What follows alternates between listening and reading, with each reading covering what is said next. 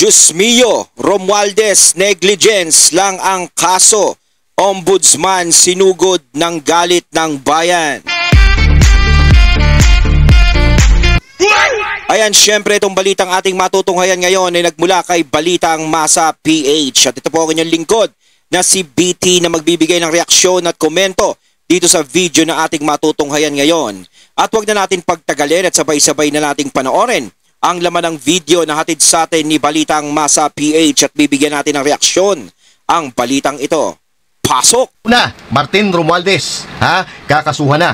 Ikaw ba? Ayun, bago natin simulan ang video ito, nais ko nga pala magbigay ng credits dito sa boses at video na matutunghayan natin ngayon at bibigyan ng reaksyon. Walang iba kundi si Master Judea. Ayan, syempre, kung hindi pa kayo nakakabisita sa channel ni Master Judea, mga katunay, pakibisita po yan at huwag niyong kalimutang mag-subscribe at mag-follow kay Master Judea, mga katunay, para maging updated tayo sa mga vlogs, reactions at sa mga balita na hinahatid sa atin ni Master Judea. Ayan, suportahan natin si Master Judea, mga katunay. Ipagpatuloy natin. Ay matutuwa sa resulta o ikaw ay manghihina o manlalamya sa maririnig mo. Okay?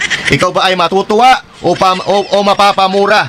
So, alamin po natin yan, mga kababayan, dahil ito ang balita.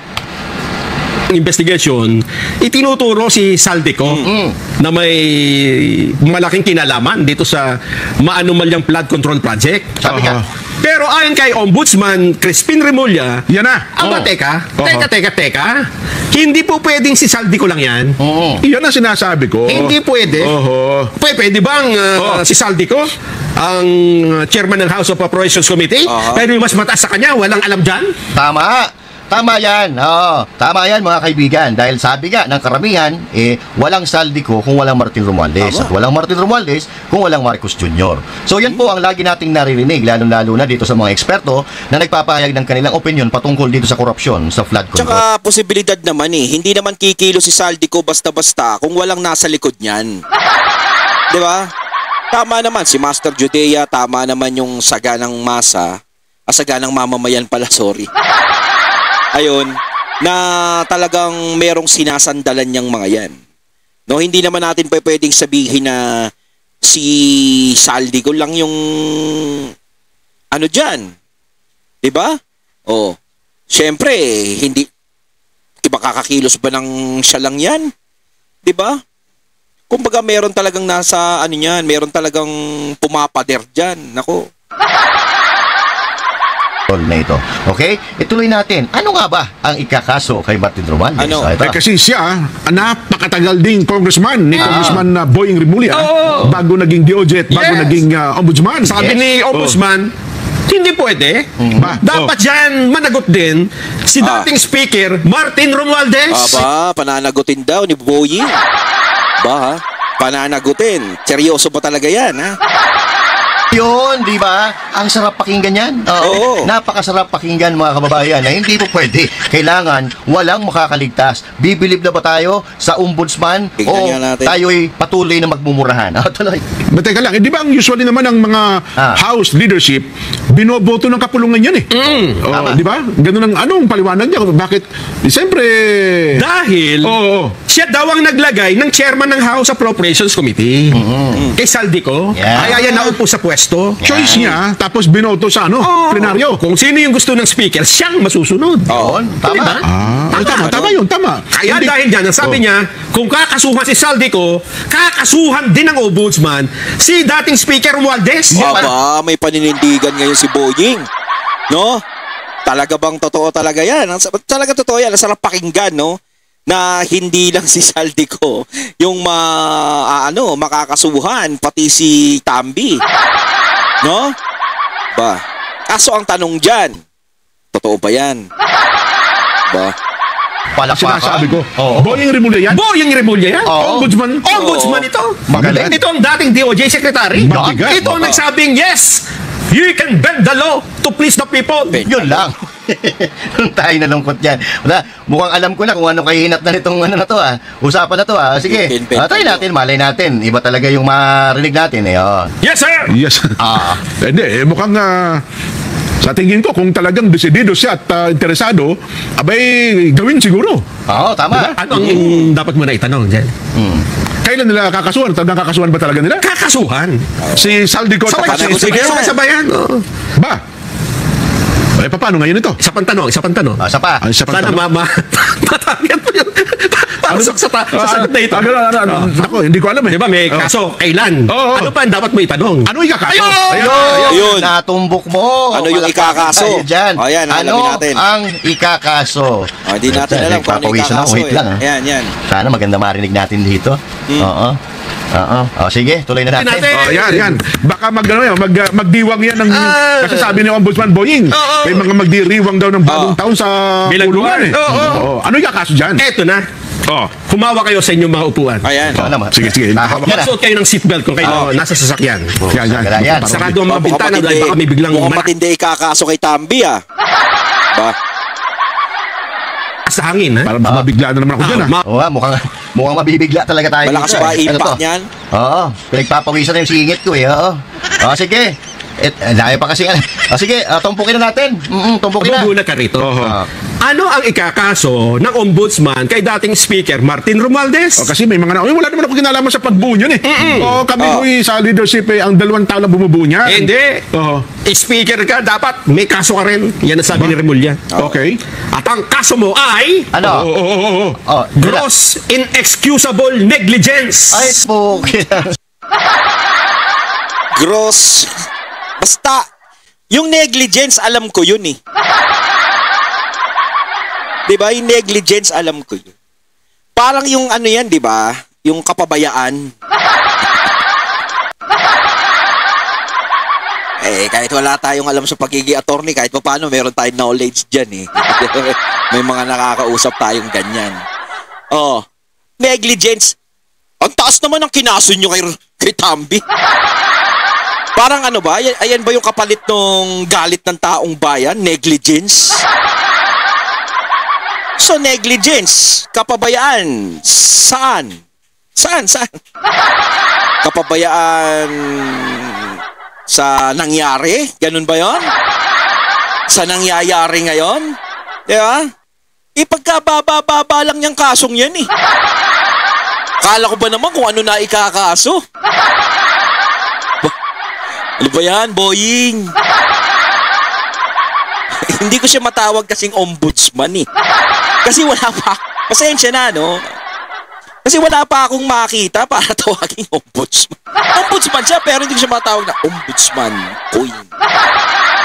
Katulad niya, no, negligence. Sa lahat ng mga nangyari, negligence lang ikakaso nyo dyan. Nangya naman. Ano yan? Kaso ba yan? Dating kaso yan, pero Mariusip. Ano, wala pa sa kalingkingan ng mga naging issue sa kanila yan. Mariusip? Ano yan?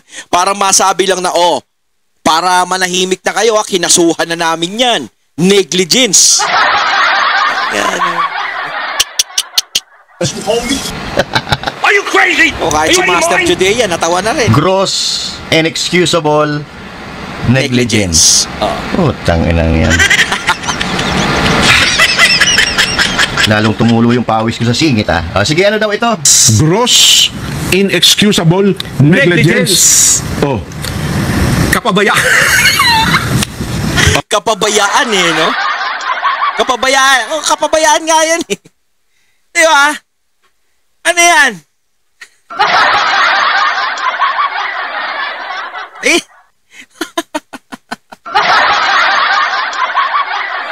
Langya. Ano ba yan? Kapabayaan. Ano pa? Yun lang. Yun lang. Wala nang iba. Negligence lang talaga. Baka naman pwede pa itaktak yan. Baka may malaglag pa. Kaya naman, negligence, Mariusip, sa tindi ng nangyari sa bansa natin ngayon, sa tindi ng mga taong nagsasalita laban sa kanya, hindi ko naman siya tinutukoy na siya mismo pero ang daming nai-issue sa kanya Diba? Tapos ganyan lang yung nalabas. Negligence, parang pinagmalaki pa ni Boying. Negligence, Mariosep naman. Kay Sara Duterte, kung ano-ano yung kinakaso nyo, ang bibigat eh. Tapos pagdating kay Tambi, negligence. Di ba? Kasi parang ginagawa nyo tanga yung mga tao. Okay lang sana kung lahat ng tao tanga eh. Diba? Paano yung may mga taong alam sa batas? Yung may mga taong may alam dyan sa mga ganyang kalakaran. Hindi nyo maloloko yun. Hindi nyo mauuto yun. Pagtatawanan lang yung kinakaso nyo kay Boying. Diba? Delayed reaction. Nakakabigla na. Mamaya pakinggan natin mismo. Walang hindi nga krimen to. Hindi naman krimen yung negligence eh. Hindi naman yan eh. Wala naman yan. Napakababa lang yung negligence na yan. Grabe corruption, plunder, excusable negligence lang. Unexcusable. Gross unexcusable. Pinano lang pinalala lang, pero hindi kasi unexcusable hindi mapapatawad na kapabayaan. Pero durahin mo na yung adjective na yon. Negligence ho ang kaso. Kapabayaan. Kapabayaan. Bigla ako nalungkot eh. Pinasama pa, gross, inexcusable negligence. Pero tanggalin mo yung gross tsaka inexcusable, negligence pa rin yung mga babayan. Wala pong kaso.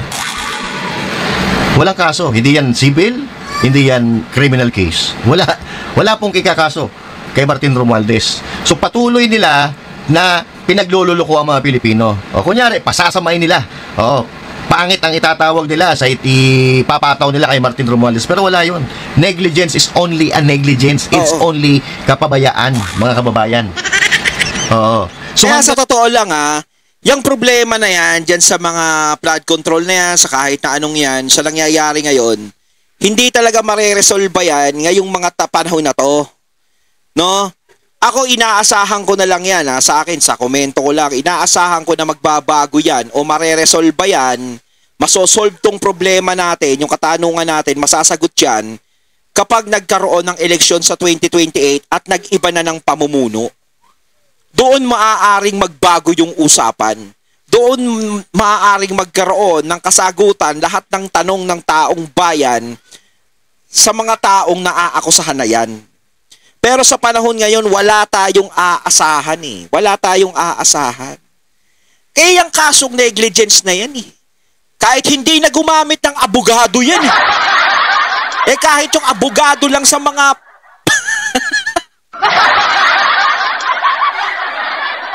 Pasensya na, kahit yung abogado lang sa mga libre-libre. Pwede na yan eh. Diba? Mariosep, huwag nyo hindi nagagamitan ni Tambi ng yan. Baka kahit siya lang, pwede nang ligtasan yan eh. Diba? Mariosep, parang ginagawa niyong tanga yung taong bayan sa ginagawa ninyo. Diba? Kaya sinasabi ko sa mga taong may alam sa batas, sa may mga taong alam kung paano ang kalakaran dyan, pagtatawanan lang naman yan. Diba? Kaya hindi pwedeng ipagmalaki yan. Kaso na yan. Hindi naman kaso yan eh. Ala yan eh. Diba? Kahit kay attorney no case mo ipadala yan eh. Baka masolve pa nila yan eh. Ngayon po, patuloy po nilang tinatarantado ang mga Pilipino. Patuloy po nilang inililihis. Patuloy nilang nililito. Patuloy po nilang inililigaw sa investigasyon ang mga tao. Kung tayo nakakasuhan, hindi kaso yun. Yun ang pinakamababang sanksyon kung ikaw ay isang politiko. Walang hiya. Halatang halata dito sa mga walang hiya na ito na nagtatakipan ho itong mga ito. Oo. Kaya, pero, wala na pong maniniwala sa kanila eh. Hindi, sa totoo lang yan yung kaso talaga na dapat ikaso sa kanila, may nakausap kasi ako niyan, may nakausap ako, abogado, na yung pwedeng ikaso sa kanila, talagang napakalaki talaga, napakataas talaga. Hindi yan ganyang klaseng kaso. 'Di ba? Malaki talaga yung haharapin nila, yung pananagutan nila eh. Kaso nga lang, syempre, paano sila makakasuhan nun kung ganyan ang nangyayari? 'Di ba? Kung mismong sila magkakakampi, syempre hindi naman basta-basta maglalaglagan yan eh. Yan ang hirap kasi sa nangyayari ngayon, nagkakampi-kampihan sila. Hindi na baling magalit yung tao sa akin, hindi na baling magalit yung taong bayan o anumang sabihing masasama sa amin, basta kami, tropa-tropa kaming lahat, wala kaming iwanan. Para kasing ang ginawa nyo, kinasuhan nyo siya ng ganyan para sabihin lang sa mga tao na kinasuhan namin to. Hindi lang si Ko ang mananagot dito, pati ito. Kaso nga lang, yung kinaso nyo is napakalayo naman doon sa inaasahan ng mga tao. Di ba? Wala pong naniniwala. Kaya nga po, kani-kanina lang, nilusob po ng mga rallyista ang opisina ng ombudsman. Dahil, ang nangyayari kasi, na alam naman ng taong bayan, kahit anong pagliliis ang gawin nila dyan, lalabas at lalabas pa rin at malalaman ng tao, ng mga Pilipino, ang katotohanan. Pinipili po nila kung sino ang kanilang kakasuhan at ililigtas nila ang mga kanilang kaalyado na may kapangyarihan katulad ni Martin Romualdez. Pero, dahil dyan, eto na, nagkakaroon na, nag-uumpisa na po ang gulo. Nag-uumpisa na po na magpakita ng galit ang mga Pilipino. Eto. Ayan, gulong na yan. Sinugod na. Galit na sila. Ayan. Ayan, medyo nagkakatulakan ng mga kababayan. Nagkakatulakan na po dito. At kung makikita natin, talagang gigil na yung mga tao.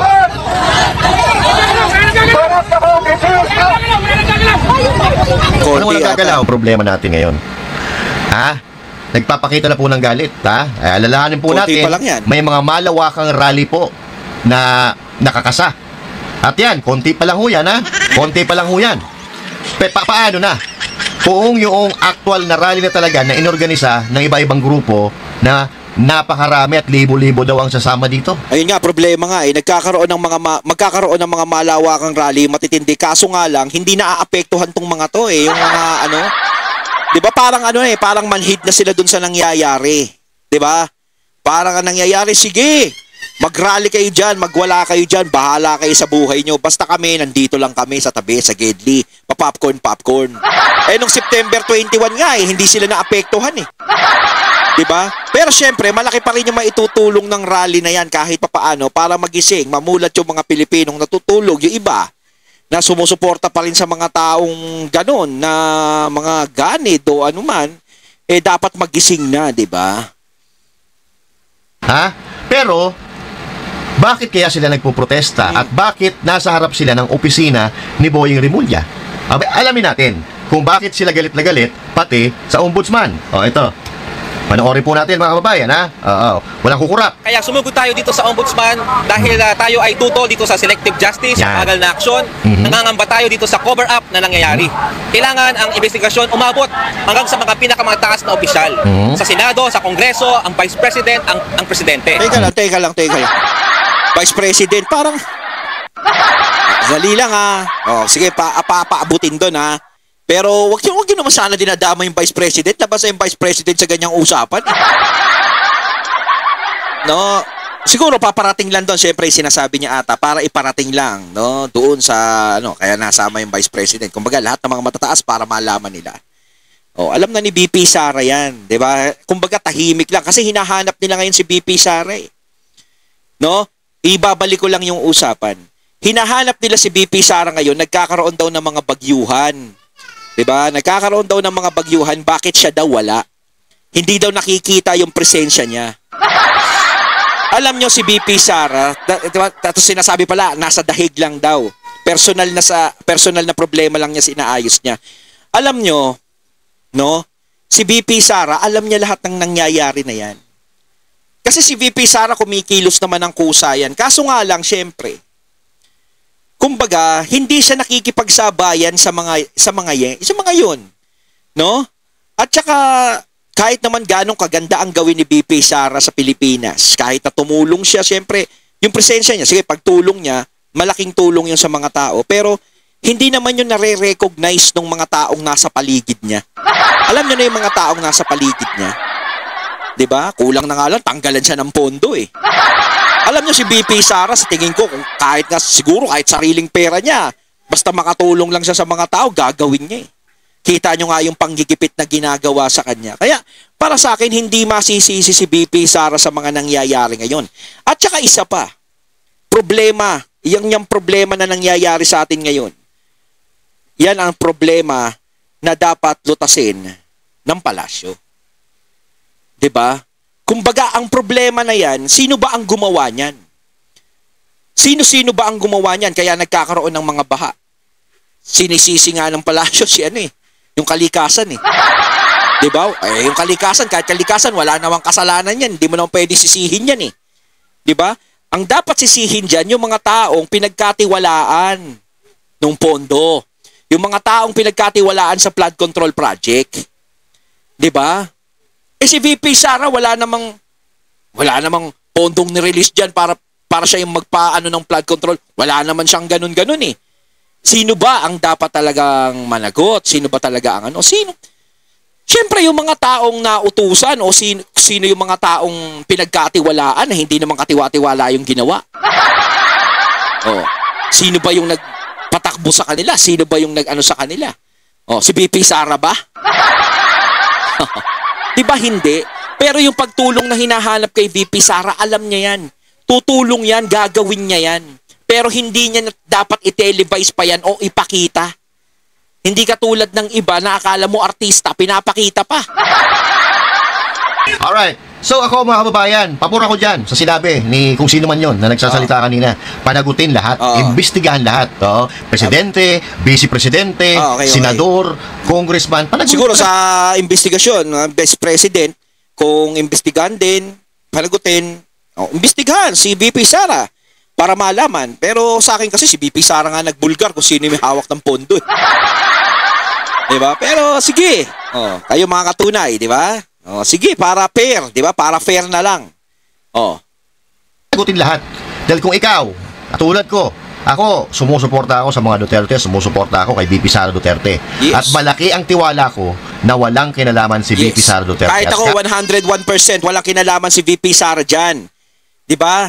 Kaya sinasabi ko rito, malaki ang tiwala ko kay VP Sara. Dahil si VP Sara, kung matatandaan nyo, siya yung nagbulgar na 2 tao lang ang may hawak ng pondo. Diba? Parang yung mga nangyayari ngayon, parang naging karugtong na lang. Nadugtungan na lang nagkaroon ng to be continue. Diba? Nagkaroon ng, yung kwento ni VP Sara, nagkaroon ng karugtong. Kahit hindi na siya nagsalita, nagkaroon ng karugtong. Diba? Kaya ako naniniwala ako kay VP Sara Lalong tumatag yung paniniwala ako sa mga Duterte. Kasi nung panahon nga ni PRRD, kahit malalakas yung bagyo, wala namang bahaan. Hindi mo nga nakitang lumubog ang Pilipinas nung mga panahon na yon. Diba? May pandemic. Oo, may pandemic, pero nalagpasan naman yon. Pero sasabihin natin may bagyo talaga nung mga panahon na yon, malalakas din. Pero hindi ganito na lumubog yung buong Pilipinas. Diba? Kahit imbestigahan nyo si VP Sara Duterte, wala kayong mapapatunayan na siya ay nagnakaw. Unang-una, ang issue po natin dito ay flood control anomaly. Wala namang flood control project si VP Sara Duterte. Wala. Diba? Vice President siya. Natin. So, kahit ipanawagan pa nila na imbestigahan mula presidente hanggang sa tanod, wala tayong pakialam. Okay lang. Dahil ang gusto natin na makamtan ay hustisya para managot ang maghahaman, mga magnanakaw na nagnanakaw sa kaban ng ating bayan. It doesn't matter. Kahit kakampi pa natin yan, walang problema, imbestigahan nyo. Pero dahil alam natin, naniniwala tayo na malinis ang mga sinusuportahan natin na politiko, kaya tayo pumapayag. Umpisahan sa presidente, pababa, no problem.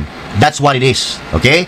So yan po ang nararapat natin gawin. Panawagan nyo na imbestigahan si VP Sara Duterte. Pero magkaroon tayo ng patas na pag-iimbestiga. Hindi yung pag-iimbestiga na pipiliin at gagawa-gawa ng mga ebidensya na hindi naman totoo, paninira lang para mapabagsak ang kalaban nila sa politika. Diba? Ganun na nangyayari. Walang problema. Basta fair justice, pantay ang laban, walang gagamit ng kapangyarihan. Hindi ibig sabihin na walang gagamit ng kapangyarihan. Ang ibig kong sabihin, huwag gagamit ng pera o kaban ng ating bayan para mailihis ang usapan, gumawa-gawa kayo ng mga ebidensya na hindi totoo para pagtakpan ang inyong mga kasalanan. Patas na laban. patas na pag-iimbestiga para makamta natin ang patas na hustisya. Ayon, natating natong haya ng video na nagmula kay Balitang Masa PH. At syempre natong haya natin ang boses at video na yan na binigyan natin ng reaksyon na nagmula kay Master Judea at kanina yung isa pa na yung saganang mamamayan. Ayan. Diba? Ano masasabi nyo sa kaso ni Tambi? Negligence mga katunay. Comment lang po kayo sa comment box. So once again, I'm BT and I'm out. Peace.